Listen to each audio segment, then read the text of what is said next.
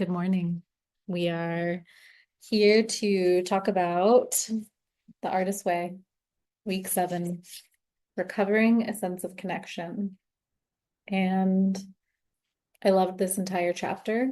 I thought it was incredibly inspiring. She talks at first about listening and then moves into risk and perfectionism and then jealousy.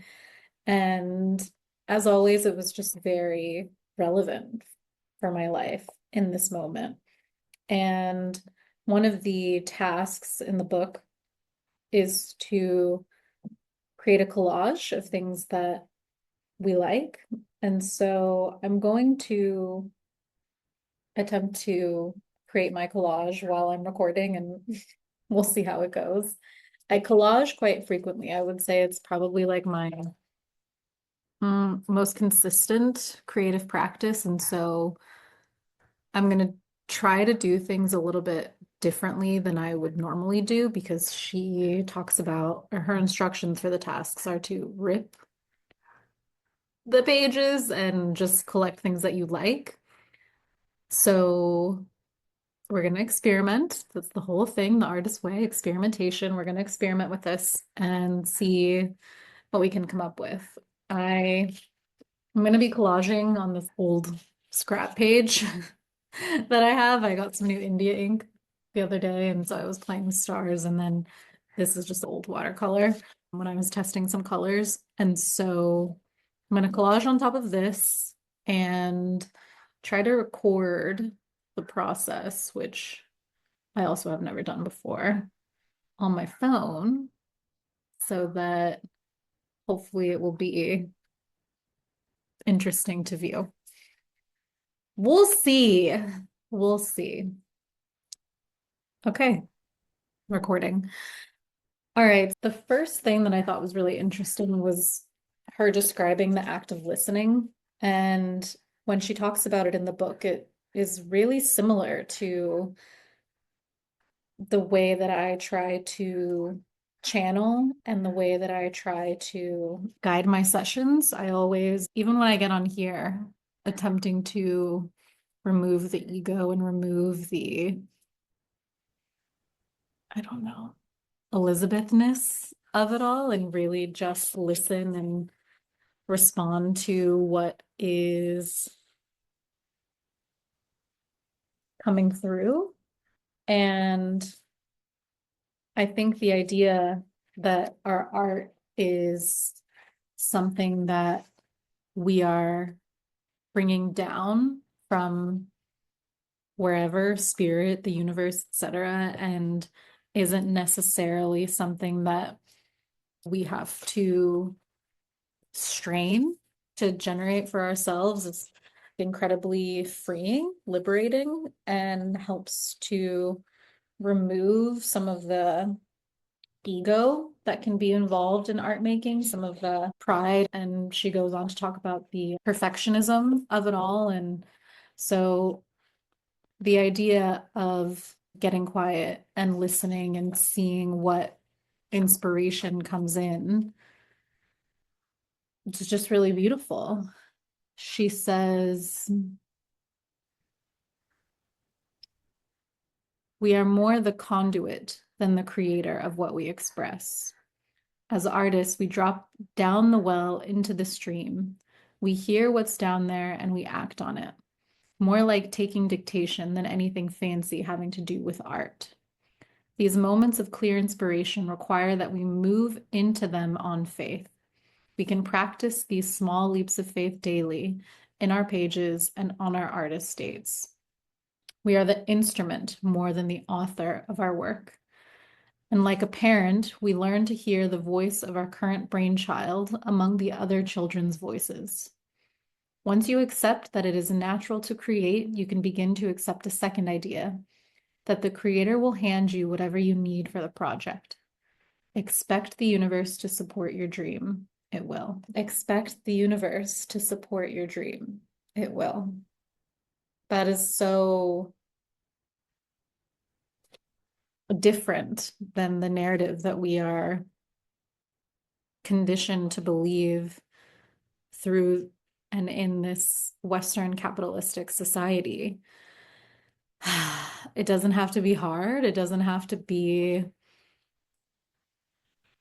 like a slog and miserable to adventure after our dreams. The idea that it can be easy and that we can be supported by the universe and by God is like really beautiful. And I'm excited to see that play out in my life in a more explicit way. And then she talks about perfectionism. And this is something that I have been thinking a lot about because the North Node is in Pisces and the South Node is in Virgo, and Virgo is often associated with perfectionism. And I am a Virgo Sun, and so have tendencies towards perfectionism and wanting things to be just so and wanting things to appear a certain way. And this idea that perfectionism is actually a refusal to let ourselves move on is a concept that like really rocked me because I do find myself editing these videos, editing my Substack, editing my Instagram captions, spending a lot of time refining my collages and my art. And I don't think that all of that is bad. I think finding the balance is sometimes the challenge because it can be so easy to spiral into just one more little tweak, just one more little tweak, just one more little tweak, when actually I'm not improving the art in any sense. I am just putting off the risk of having to show and display and allow other people in to give feedback or even just intake. And yeah, this idea that perfectionism is coming from this place of wanting to be perceived as put together and perfect really moved me. She writes, instead of creating freely and allowing errors to reveal themselves later as insights, we often get mired in the details. We correct our originality into a uniformity that lacks passion and spontaneity. I love that line. I reread it to myself like a million times when I first encountered it. We correct our originality into a uniformity that lacks passion and spontaneity. Woo! And then she goes on and says, instead of enjoying the process, the perfectionist is constantly grading the results. The perfectionist calls this humility. In reality, it is egoism. It is it is pride that makes us want to write the perfect script, paint a perfect painting, perform a perfect audition monologue. Perfectionism is not a quest for the best. It is a pursuit of the worst in ourselves, the part that tells us that nothing we do will ever be good enough, that we should try again. Mm. And I think what has really been rocking me lately is just the fear of being seen, just the fear of having to put myself out there, and then the anxiety that comes with a potential rejection. It doesn't feel good. And there are like direct wounds that I can trace back, and maybe you can trace back too from childhood that makes it that gives rejection more of a like intense and harsh flavor than is probably warranted. And so the tendency to perfection is for me and seems to be what Julia is suggesting as well, a protective mechanism, something that we are doing so that when we do take the so quote risk of putting ourselves out there, there's this veneer of perfectionism that prevents, as much as we can, others from critiquing. And this idea that we correct our originality into a uniformity, I'm like, ooh, I don't want to sand down my edges. And I don't want other people to be sanding down their edges either. I don't want my art to just blend into a sea of what other people are producing. And so, yeah, this section on perfectionism really rocked me. And there is, at least for me, as a Virgo, this idea of perfectionism is also related to wholeness in my mind. It's because I think Virgo, our superpower is discernment. We can see all of the places in ourselves and often in other people that are out of wholeness, out of alignment, imperfect. And I think at the root of our energy, there is this desire for things to work and operate harmoniously and efficiently. And I don't think that is a pointless goal. I think that there is beauty and love and a lot of care that goes into wanting to evolve and better and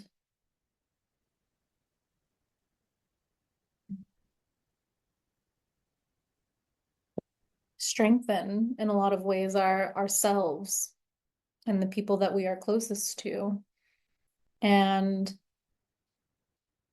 I've said often on my Instagram that perfection is the goal of many lifetimes, unless you are Buddha or Jesus or Muhammad or an ascended master, that you are not responsible for being perfect right here and right now, but that actually it is only over many lifetimes that you can get close to achieving perfection. And so we don't have to hold ourselves to that standard. We can still recognize the places, the gaps, and the areas of life to work on and to strengthen and to build up, while also giving ourselves a lot of grace and a lot of love and a lot of tenderness and care for our own humanity. It's because we are human, we are imperfect, and that's just not something that's going to change. So, yeah, I really love this chapter, especially when she does start talking about risk. This really got me excited. I feel, as a Sagittarius rising, I love risk. I love big, expansive swings and chances and adventure and excitement. And she writes how the unlived life is not worth examining. The success of creative recovery hinges on our ability to move out of our head and into action. Most of us are practiced at talking ourselves out of risk. We are skilled speculators on the probable pain of self-exposure. And I think that paragraph directly ties back to what she's saying about perfectionism. And then she goes on to write, we deny that in order to do something well, we must first be willing to do it badly. Instead, we opt for setting our limits at the point where we feel assured of success. Living within these bounds, we may feel stifled, smothered, despairing, bored, but yes, we do feel safe. Safety is a very expensive illusion. And so that's part of the reason why I'm like, okay, let me see if I can approach this collage a little bit differently because I do have a practice, a collage practice that I feel safe within the bounds of. Formula is one way to describe it. My God, this magazine is huge. So I'm struggling to flip. This is the ID I just went through. Atmos. I started collecting magazines when I was living in Asia. And whenever I would go traveling somewhere, I would get a magazine when I was leaving the airport because it often would say, or I would choose one that said the country and the month and the year that I was there. And so it was a nice way to create almost like a time capsule of where I was and when I was. And then from there, once I had a decent collection of magazines, I started making collages. I've been making them for like years and years. And then I got more serious about it during COVID when I had so much free time, when we all probably had so much free time.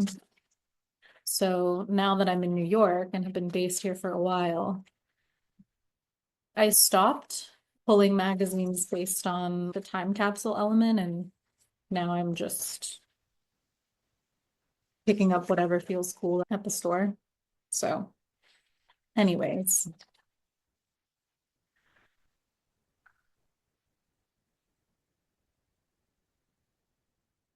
Julia also says, as blocked artists, we unrealistically expect and demand success from ourselves and recognition of that success from others.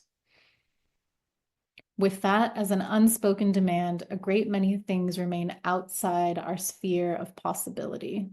Yeah, I feel this very deeply. She closes this section by saying there's something enlivening about expanding our self-definition, and a risk does exactly that. Selecting a challenge and meeting it creates a sense of self-empowerment that becomes the ground for further successful challenges. Yeah, like we have to build our trust muscles with ourselves. We have to figure out small ways to begin taking risks so that we can start to teach ourselves that taking risks can be safe. We can leap and the net will appear. We can do something that feels uncomfortable in the moment and then ease into that discomfort, get used to that discomfort, the discomfort. And I think that's also part of the reason that I love breath work so much is that you are choosing intentionally to breathe with a different set of mechanics than you do in your normal day to day. And it can feel uncomfortable and it can feel even sometimes a little bit risky because you're like, is this worth the time that I'm spending like laying down and breathing in this weird way? And yet, if you stick with it, there is change and possibility and opportunity that comes from meeting that risk and not giving into the illusion of safety that comes from sameness. And so that enlivening experience that comes from taking risks and expanding our own self-definition is crucial for artists.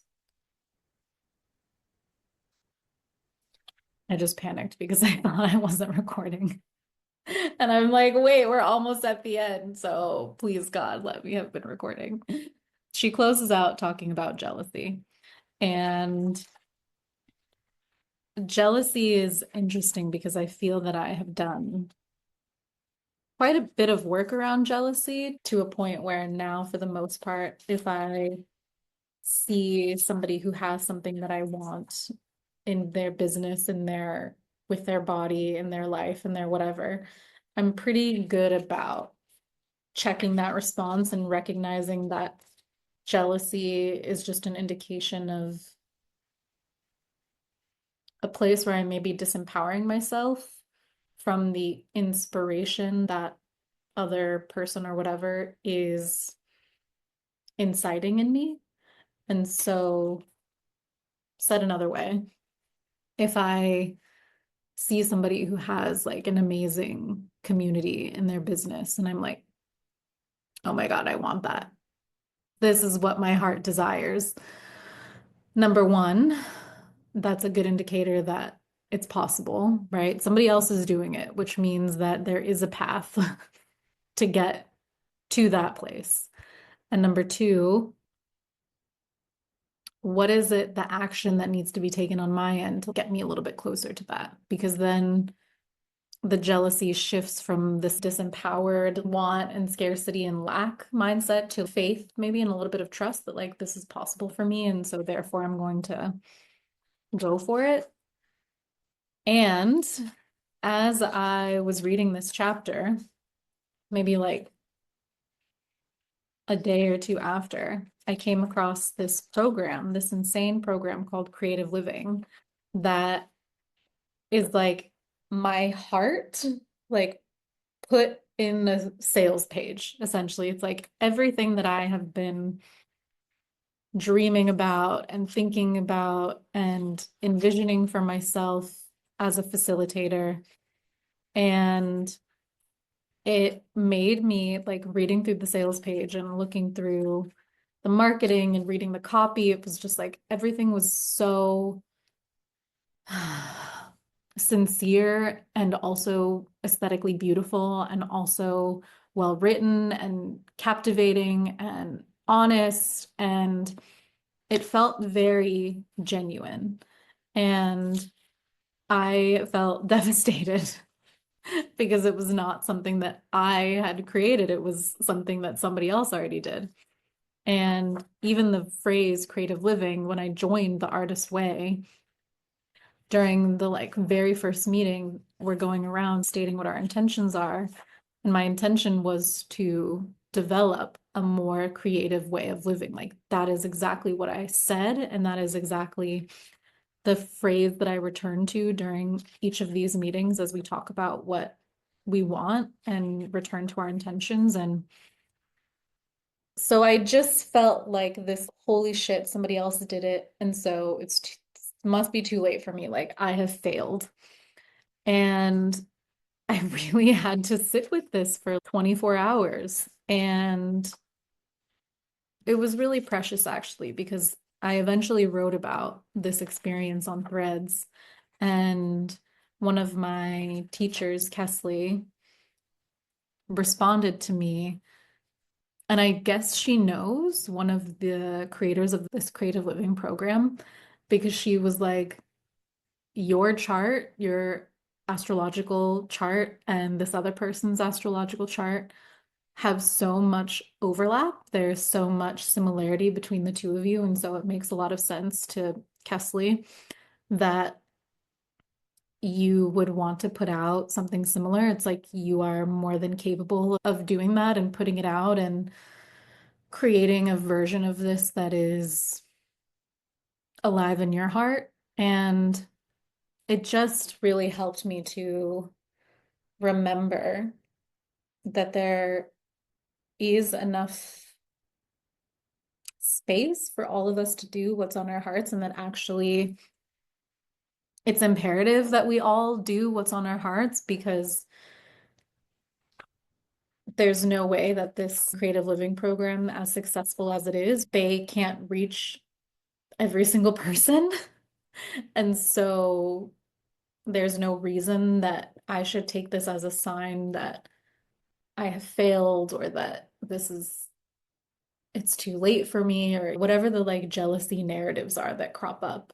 Um, and I ended up joining the program and it starts in a couple weeks. And so I'm excited to get to learn from people who have done the thing that I really want to do, and also to be in community with people who are excited about the same things that I am, and hopefully to learn some um marketing and like sales page creation and all of the things that I really admire about this group. I am excited that there is an opportunity to connect with these people on a deeper level and take away some of their little nuggets of wisdom for my own self.